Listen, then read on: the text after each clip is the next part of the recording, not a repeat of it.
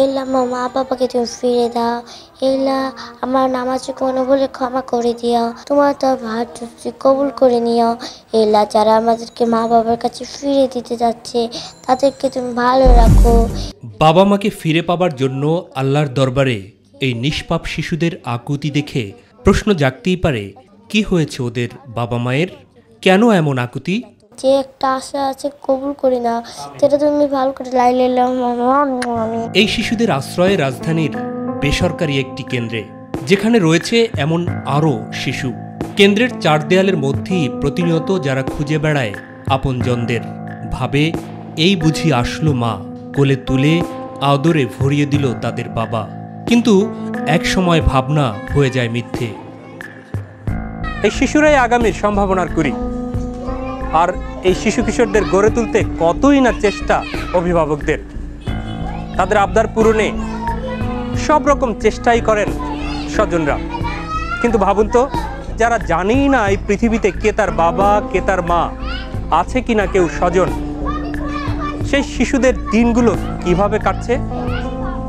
দর্শক, এবারের পর্বে তুলে ধরবো এমন কিছু শিশু কিশোরদের গল্প যারা হয়তো জানে যে পৃথিবীতে বেঁচে আছে তাদের পিতামাতা, রয়েছে স্বজন, কিন্তু কারা তারা সেই তথ্যটুকু তারা জানে না। কারণ তারা যে হারিয়ে গেছে, আর হারিয়ে যেয়ে হয়তো আশ্রয় হয়েছে কোনো আশ্রমে অথবা রাস্তার পাশে। চলুন শুনে আসি সেই কষ্টের গল্পগুলো। কি হয়েছে ওদের বাবা মায়ের, কেনই বা তাদের আশ্রয় এই স্বজনহীন ভুবনে? এসব প্রশ্নের এখন আর জবাব দিতে চায় না সোনামণিরা। কারণ বলতে বলতে চোখের পানিও যে শুকিয়ে গেছে, তবুও কেউ এনে দেয় না তাদের বাবা মাকে।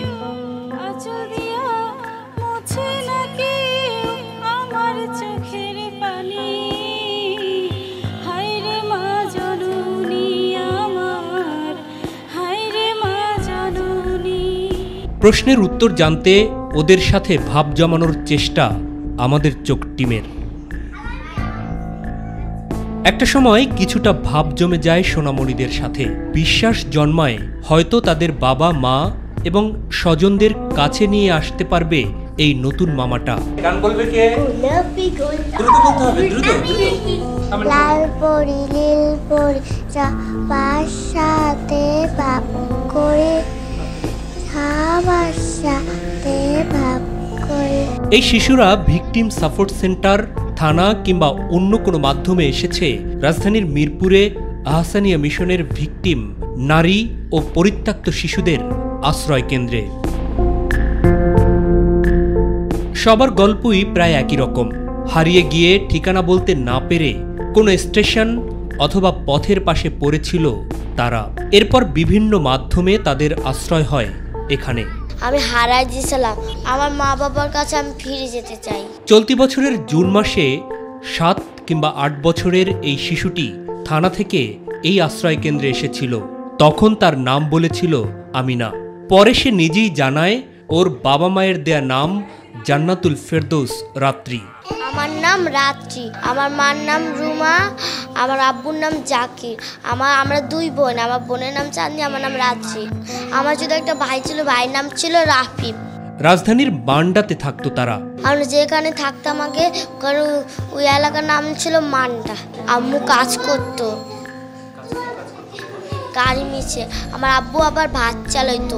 আমার বাবার দেশের নাম হলো নাকাখাইলা, আমার মায়ের দেশের বাড়ি হলো বরিশাল।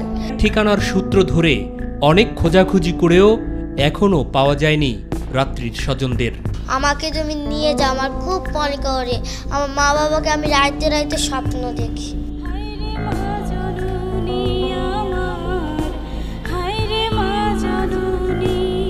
12 বছরের সোনিয়া এসেছিল এই কেন্দ্রে 2018 সালের জুলাই মাসে। আমার নাম সোনিয়া, আমার মায়ের নাম মাজেদা, বাবার নাম মোশারফ, ভাইয়ের নাম নাদি সাহেব, ফুপুর নাম মাকসু ফুপু। জানায় তার ফুপুর সাথে বের হয়েই নাকি হারিয়ে গেছে সে।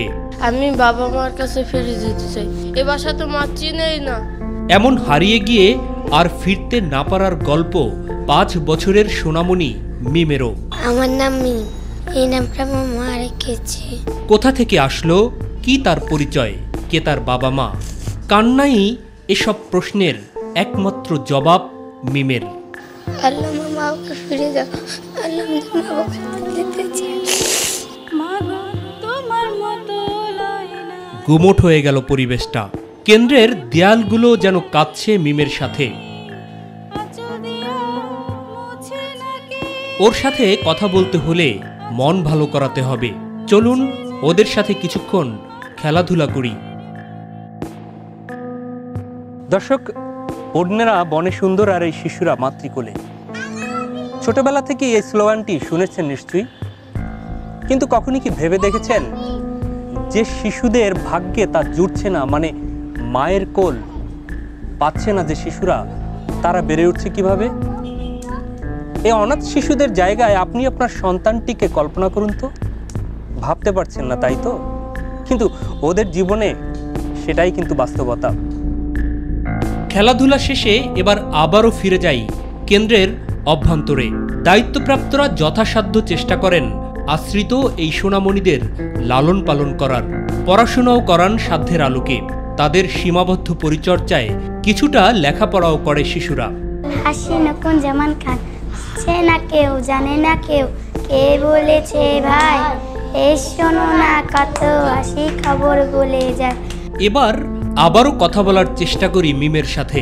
তথ্য অনুযায়ী মিম এসেছে 2018 সালে ভিকটিম সাপোর্ট সেন্টার থেকে। তখন তার বয়স ছিল 4 কিংবা 5। মায়ের নাম লাক্কি বেড়াল। আমরা দুই ভাই ছিল, ভাই ভালো, মা পয়সা ছিল, বাবা কালো ছিল। ব্যাস এতটুকুই তার মনে আছে। কতই বা বয়স হবে তাহমিনার? 5 কিংবা 6। কেন্দ্রে এসেছিল 2019 সালের মে মাসে যাত্রাবাড়ি থানার মাধ্যমে। আমার নাম তাহমিনা, এর নামটা আমার মা লিখেছে। আমার মায়ের নাম ইয়াসমিন, বাবার নাম ইয়াস। অন্য আশ্রিত শিশুর মতো তাহমিনাও মনে করে একদিন অবশ্যই তাকে নিতে আসবে তার স্বজনরা। ও এসে শুধু বলতে পারছে ওর নাম তাহমিনা, ওর বাবার নাম ইয়াস, মার নাম ইয়াসমিন। যাত্রাবাড়ি থানা দিছে, কিন্তু তারা এরকম পথে পাইছে। আবদার রক্ষায় আবারও তাদের সাথে কেন্দ্রের ছাদে। এই সময়টুকুই কেবল তারা ভুলে থাকে বেদনা। মনের মধ্যে যদিও জপতে থাকে মায়ের নাম। প্রিয় দর্শক, সুপ্ত হৃদয়ে গুপ্তভাবে মায়ের নামটি রয়েছে এই শিশু কিশোরদের মধ্যেও। শুনবো তাদের আরও কিছু গল্প, তবে নিতে হবে ছোট্ট একটা বিরতি। আশা করি ফিরে এসে সঙ্গী পাবো আপনাদের। প্রিয় দর্শক, ধন্যবাদ সাথে থাকার জন্য। দেখছিলেন অনাথ এই শিশু কিশোরদের অজানা গল্প। চলুন আবার ফিরে যাই ওদেরই বাগানে, শুনি আরো কিছু গল্প। সাঁঝের বেলা কিছুটা সময় কেন্দ্রের ছোট্ট এই বাগানে খেলার মাঝে ডুবে গিয়ে দুঃখ ভুলে থাকে সোনামণিরা। সাধ্য অনুযায়ী ওদেরকে পরিচর্যা করারও চেষ্টা করেন কর্মরতরা, যাদেরকে শিশুরা ডাকে আম্মা বলে। আবদারও তাই তাদের কাছেই। তবে মায়ের মতো কি আর হয় তাদের লালন পালন? ওরা মনে করে যে আমরাই আম্মু হই, আম্মু করে ডাকে। সবসময় তারা ঘুরতে চায়, বাইরে যেতে চায়। তারপরে তারা বলে যে আমাদেরকে একটু অনুষ্ঠান করতো, বাইরে নিয়ে যেত, চিড়িয়াখানা দেখতে চায়।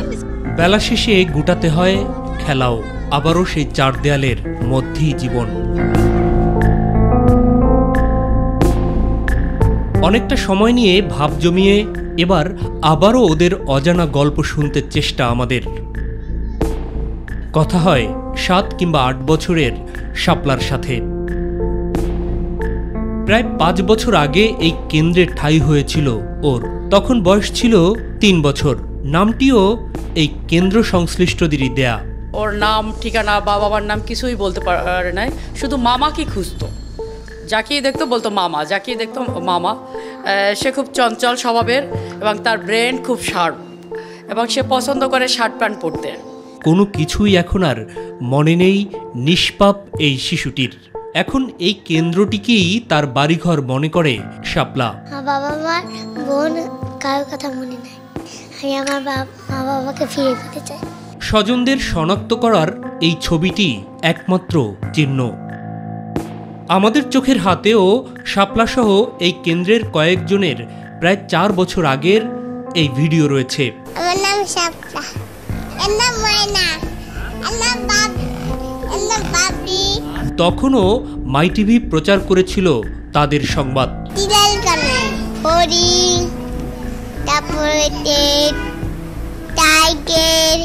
সংবাদ প্রচারের পর কয়েকজন স্বজন ফিরে পেলেও সন্ধান মেলেনি শাপলাসহ অন্য কয়েকজনের বাবা মায়ের। এমনই আরেকজন বাবলি, ওর বয়সও এখন 7-এর ঘরে। প্রায় 4 বছর আগে যখন বাবলি এই কেন্দ্রে আশ্রয় পায়, তখন সে শুধু বলতে পারত একটি শব্দই, আর তা হলো বাবু। আমার নাম বাবলি, আমার বাবা মার নাম কোনো মনে নেই। ও যে এখানে আসছে ওর নামটাও বলতে পারে না, ও বাবু বাবু বলছে, তো বাবু থেকেই ওর নাম রাখা হয়েছে বাবলি। 1 বছর বয়স থেকে এই কেন্দ্রে আশ্রিত বন্যা, নামটিও এখানকারই দেয়া। আমার নাম বন্যা। বন্যা নামটা সেন্টারের দেয়া নাম। 14 সালের জুন মাসের 27 তারিখে আসছে। তথ্য অনুযায়ী ট্রেনে পাওয়া গিয়েছিল বন্যাকে। এই ছবিটি তখনকারই। আমার বাবা মা পেতে ইচ্ছা করে আমাদের সবাইকে ফ্যামিলিতে দিয়ে দেয়, আমাকে দেয় না। গল্পে গল্পে খাবার সময় হয়ে গেছে সোনামণিদের। ওদের তো আর আবদার করার কেউ নেই। আবদার যে করা যায় তাও হয়তো শেখেনি ওরা, আর শিখলেও বা কি, কে মেটাবে ওদের আবদার? রুটিনে বাঁধা জীবন, মাপা খাবার। খাবার পরিবেশনের পরে সবাই একসাথেই খায় ওরা। আমার কিংবা আপনার প্রত্যেকের পরিবারেই হয়তো রয়েছে শিশু কিশোর। একটু ভাবুন তো, ওদের খাবারের জন্য কত না কসরত করতে হয়। এই খাবার নিয়ে কত না ওদের বায়না, এটা খাবো তো সেটা খাবো না, সেটা খাবো তো ওটা খাবো না, এখন খাবো তো তখন খাবো, এমন কত না হাজারো বায়না তাদের। সে বায়না মেটানোর জন্য বাবা মা আপ্রাণ চেষ্টাও করে থাকেন। এগিয়ে আসেন অন্য অন্য স্বজনরাও। কিন্তু স্বজন আর বাবা মা বিহীন এই শিশুদের দেখভাল কারা করছেন? তাদের চাহিদার কতটুকুও বা পূরণ হচ্ছে? প্রশ্ন জাগে কি মনে? ছোট থেকে বড় সবার জন্যই একই খাবার, আর তা খেয়েই সন্তুষ্ট থাকতে হয় সোনামণিদের। একসময় এই কেন্দ্রে দেশি বিদেশি সাহায্য পেলেও এখন তা নেই। জার্মানির একটা ফান্ড ছিল, তো 5 বছর শেষ, তো কেনে জার্মানি আর কন্টিনিউ করেনি। অনেক মানবিক মানুষ আছেন, তারা যদি আসলে একটু আগাই আসেন তাহলে আমাদের এই ছেলে মেয়েগুলাকে আমরা ভালোভাবে তারা সহযোগিতার অংশীদার হতে পারে। কম ঝাল কি বেশি ঝাল, ভাত চাই না, বার্গার, নুডলস খাবো, নইলে চিকেন ফ্রাই, এমন একটা কথাও কানে আসেনি খাবার সময়। এ যেন এক নীরব প্রতিবাদ। মানুষের কাছে নাকি স্রষ্টার সাথেই তাদের অভিমান, তা বোঝার সাধ্য নেই আমাদের। আগে যেরকম খাওয়া দাওয়া হয়েছে আমি তো সেভাবে দিবার পারতেছি না। আমরা 2 বছর ধরে অনেক কষ্ট। খাবার শেষ, এবার বিশ্রামের পালা। এ বয়সেই ওরা শিখে গেছে অনেক কিছুই। গ্রীষ্ম কিংবা শীত, ফ্লোরে তোষক বিছিয়ে ঘুমের আয়োজন। কেউ কেউ ঘুমিয়ে পড়ছে সাথে সাথেই, আবার কেউ হয়তো দীর্ঘক্ষণ খুঁজে ফেরে হারিয়ে যাওয়া মায়ের আদর।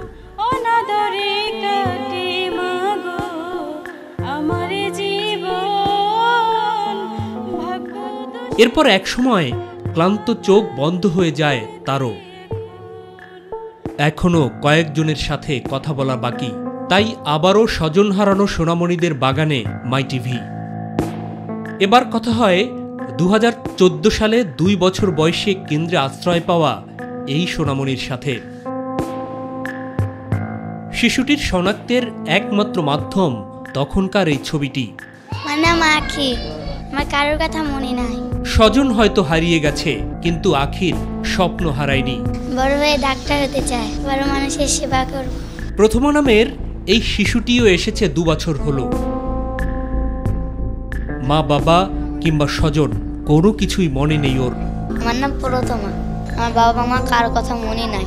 আজ আর কথা বলতে চায় না ওরা। এরই মধ্যে আমাদেরকে অতি কাছের করে নিয়েছে শিশুরা। আবদার এবার টিভি দেখার, এবার কিছুটা বিনোদন।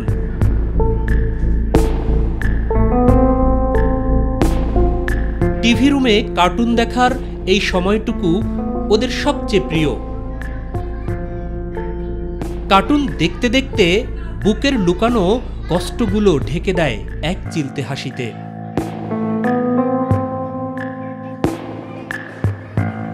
অনাথ হিসেবে যারা বেড়ে উঠছে তাদের মধ্যে কেবলমাত্র বাবা মা হারিয়ে এতিম হওয়ারা কিংবা হারিয়ে গিয়ে ঠিকানা বলতে না পারারাই নয়, এর বাইরেও রয়েছে উল্লেখযোগ্য আরও একটি অংশ। কেন তারা অনাথ হচ্ছে, কি এর পেছনে কারণ, জানবো সেই গল্প। তবে নিতে হবে ছোট্ট আরেকটি বিরতি। আশা করি ফিরে এসে সঙ্গী পাবো আপনাদের। কৃতজ্ঞতার সাথে থাকার জন্যে। প্রিয় দর্শক, বলছিলাম অনাথ শিশু কিশোরদের গল্প। কেবলমাত্র হারিয়ে যে ঠিকানা বলতে না পারা কিংবা বাবা মা হারিয়ে এতিম হওয়ারাই অনাথ হিসেবে বেড়ে উঠছে না আশ্রয় কেন্দ্রগুলোতে। এর বাইরেও রয়েছে আরও কিছু শিশু কিশোরদের অনাথ হওয়ার গল্প। চলুন এবার তাদের গল্প শুনি। দেশে ছিন্নমূল কিংবা অনাথ শিশুদের সংখ্যা কত তার নেই সঠিক পরিসংখ্যান। রাজধানীতেই এই ছিন্নমূলদের সংখ্যা বেশি। এই শিশু কিশোরদের অনেকেই জড়িয়ে পড়ে বিভিন্ন অপরাধে। আমরা যেমন গ্রুপের সাথে এর থেকে আরো বেশি গ্রুপ। মেনসারা তো এটা ভাই কিছু হয় না। আর কন্যা শিশুরা বাধ্য হয় যৌন পেশায় নামতে। নিজের জীবন জন দিয়ে দিয়েছে, এইভাবে চলে। এভাবেই ছিন্নমূল কন্যা শিশুদের অনেকেই হয়ে পড়ে সন্তান সম্ভাবা। কাম করতাম দিনে রাতে, সবাই নেশা করতে, নেশা করে কাম করতে। আর তখন ঠাঁই হয় কোনো দাতব্য প্রতিষ্ঠানে, আর নবজাতকটির তখন আশ্রয় হয় সেই আশ্রয় কেন্দ্রে। জব সূত্রে এই কারণে আমি ভাবে হয়েছি। এখন এই পরিস্থিতি, ওখানে আগে জব করতে গিয়েছিলাম, তারপরে এই সমস্যা হয়েছে। ওর চিন্তা ভাবনা কি, ওকে বাঁচাও, জন্ম হবে, তারপর ও যে আল্লাহ ওকে যে জায়গায় দেয় সেই জায়গাও যেন ভালো হয়ে থাকে। কেউ কেউ আবার প্রতারক প্রেমিক কিংবা অন্য কারো মাধ্যমে অনাকাঙ্ক্ষিত গর্ভধারণ করে এসব কেন্দ্রে আশ্রয় নেয়।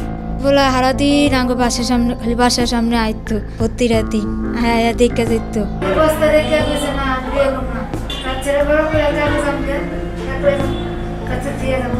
অর্থাৎ তার রেখে যাওয়া শিশুটির ভাগ্যে যদি কোনো ভালো পরিবার জোটে তাহলে সে হয়তো সৌভাগ্যবান, না হলে শিশুটিকে চিরদিনের জন্য অনাথ হিসাবেই কোনো কেন্দ্রে অথবা রাস্তার পাশে বড় হতে হয়। তথ্য অনুযায়ী এতিম শিশুদের জন্য সরকারি ব্যবস্থাপনা থাকলেও ছিন্নমূল এবং অনাথ কিশোর কিশোরীদের জন্য নেই পর্যাপ্ত সুযোগ। বেসরকারি কয়েকটি প্রতিষ্ঠান থাকলেও তাদের পরিচালনা নির্ভর করে অনুদানের উপর। নবীজি সাল্লাল্লাহু আলাইহি ওয়াসাল্লাম এতিম, অনাথ, দুস্থ এবং দরিদ্র শিশুদেরকে নিজের ঘরে আশ্রয় দিলেন এবং তাদের লালন পালনের দায়িত্ব পালন করলেন। আমাদের উচিত যে আমাদের যেটুকু আছে সেটুকু নিয়ে তাদের পাশে দাঁড়ানো। সবারই বিশ্বাস ধরনের শিশুরাও ফিরে পাবে তাদের স্বজনদের।